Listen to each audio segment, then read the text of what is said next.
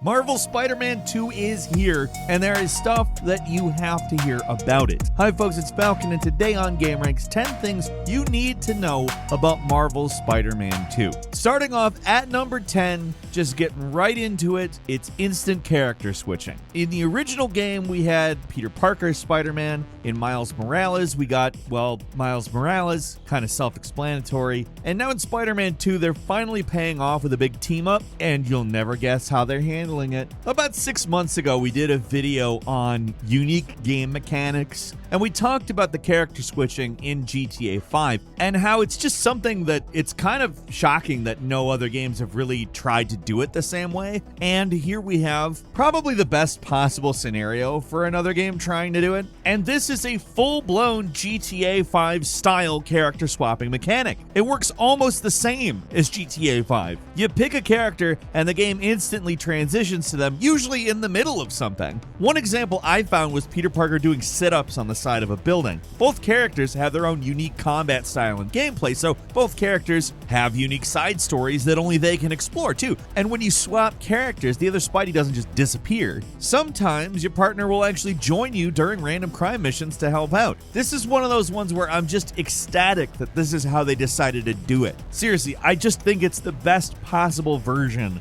of having two Spider-Mans. At number 9 is the open world. The original Spider-Man has one of the best depictions of Manhattan Island in any game, with just an astoundingly well recreated New York slice. But you get more slices this time around. They're actually expanding off the island, and you get a few other iconic boroughs and locations. The original game's map is actually still there, but it's been expanded across the river to include Queens and Brooklyn. Now, according to Insomniac, the new map is more than double the size of the original, but if you take out all the water, this expanded map makes it so you have more Spider-Man landmarks like Midtown High, or there's other, New York landmarks like Coney Island. Along with character switching, there's also a fast travel mechanic, which is, no surprise, incredibly fast. Just select a location on the 3D map, it'll zoom in and transition into gameplay almost instantly. The biggest concern with moving out of Manhattan is the lack of skyscrapers. Without tall buildings, Spider-Man can't really swing around. Now, in the cartoon, whenever they took him out of Manhattan, it kind of, I guess, didn't matter. They would just kind of assume the audience didn't care, but you can't really do that when the player has to mechanically identify places to swing off of and then do it. So Insomniac actually introduced some new movement powers, and I think that they're very good ideas.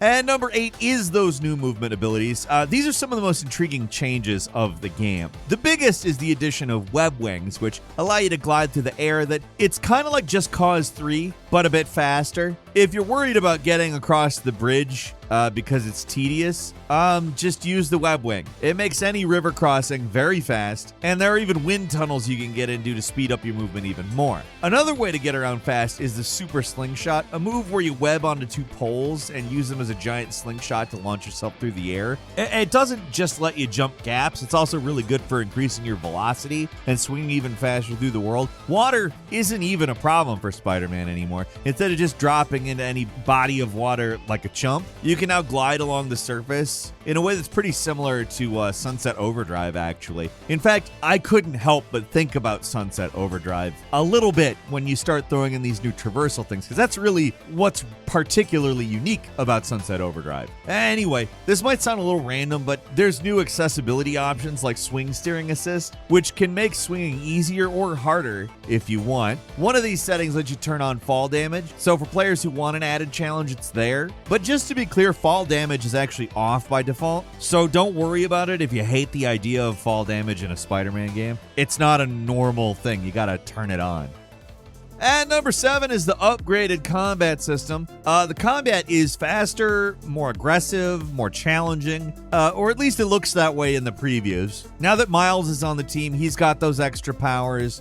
The OG Spider-Man has to have a power boost to match up, and he gets it with 2 new additions to the arsenal, the Iron Arm and obviously the symbiote. Miles Morales plays mostly the same in this game, but Peter is kind of a whole new beast. His combat style in particular is super different. He is use overpowering enemies rather than evading them like in the original game. Previous games had 3 skill trees to unlock powers, and it's the same in this one, only this one, there's only 1 tree for Peter. There's one for Miles, and then there's one that's shared between them. So the Peter skill tree unlocks new symbiote powers, the Miles tree unlocks new Venom powers, and the middle one gets you all of the general abilities that both characters share. One interesting thing I noticed in the previews is you can actually set the L1 special attack wheel to include only the abilities you want for Peter. So you can only use symbiote attacks or only iron arm attacks or have a mix of both. So if you want to focus on one combat style over the other, you're completely able to.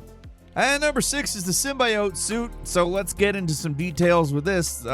It grants Peter a bunch of power, but it also makes him like super aggro, personally speaking. And that's on full display in this game. Some of the powers look like the game's gone full-ass Prototype on us, which honestly, considering the fact that Prototype grew out of the Spider-Man 4 game that got canceled from a completely different developer, it's like the coolest full circle thing possible. But Venom actually really does look a lot like Prototype. He can use tendrils to grab enemies, turn into a ball of destruction, and follow it up with a full combo. And most intriguing, he can even parry enemy attacks. In the previous games, all Spider-Man could do was dodge. Well, here he can stand in place and deflect an attack and keep the combo going, which is going to add some finesse to the combat. Hopefully the counter window isn't too tight.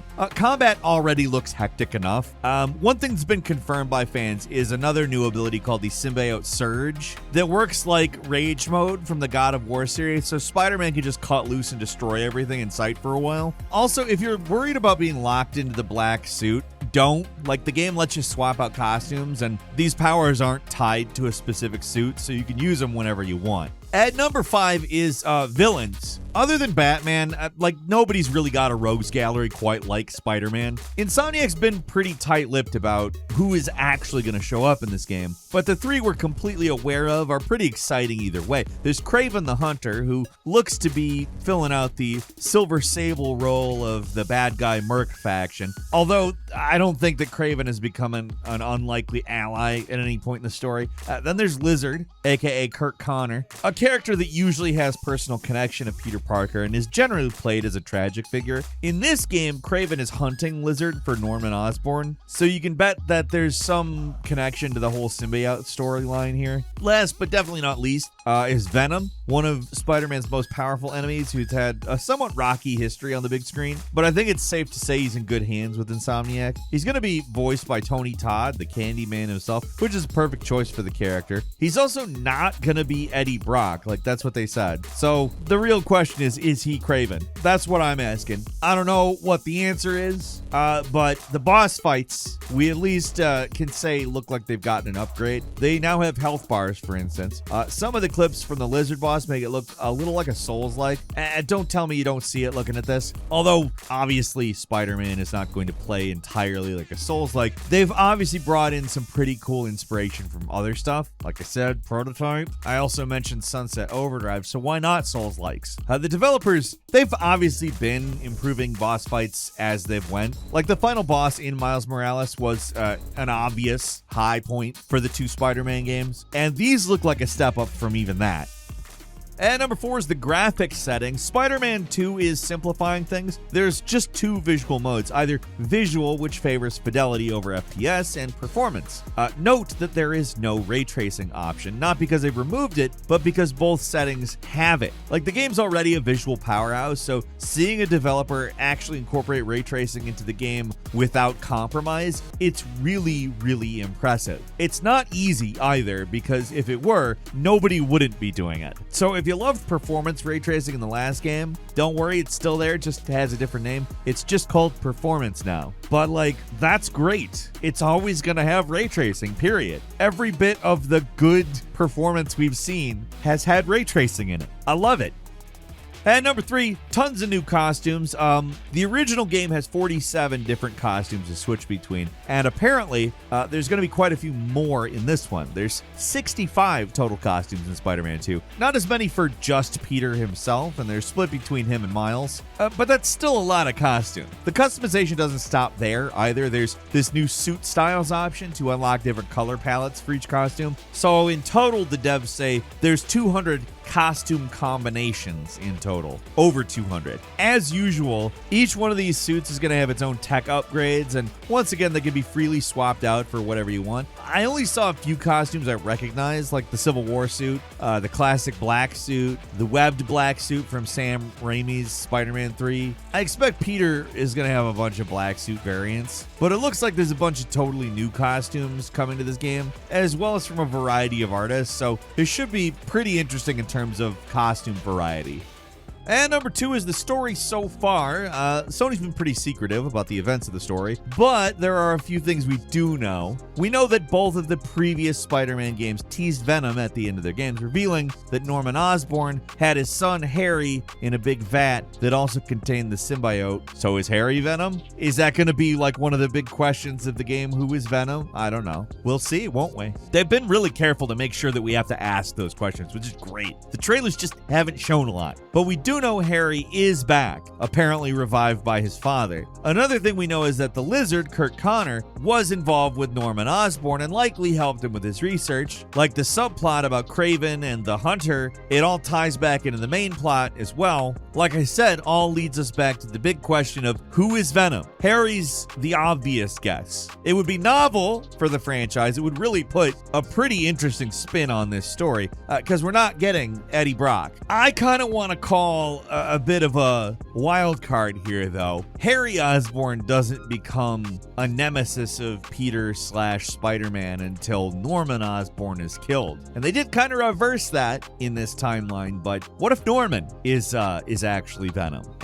We'll see. A lot of questions. Obviously, we'll get the answer with the game, and there's also some loose plot threads from the original game that need to be resolved, like the Kingpin's revenge or Detective Watanabe's turn into the Sin Eater. Is Doc Ock gonna come back into the story? Is Norman gonna be the Green Goblin? Is Gwen Stacy ever gonna show up? I don't know. What's nice is that they didn't just give away everything in trailers. I mean, that's really something I'm thankful for here, because I'm interested in where it goes, and obviously if you already know that, it's hard to be. And finally, at number 1, the release date and special edition information. Marvel's Spider-Man 2 is coming out exclusively to the PlayStation 5 on October 20th. The file size is pretty big. It's not the biggest we've ever seen. It's 98 gigabytes, so you'll probably want to clear out or have to clear out some space, but it's not going to hog up the entire SSD like some games do. Preload is going to start on October 13th, a week before the game launches, so they've given people plenty of time to get through the download for the 20th, which is nice because you'll be able to start playing the game right away. There are the usual pre-order bonuses and special editions, but nothing that really stands out to me, either as really cool or particularly exploitative.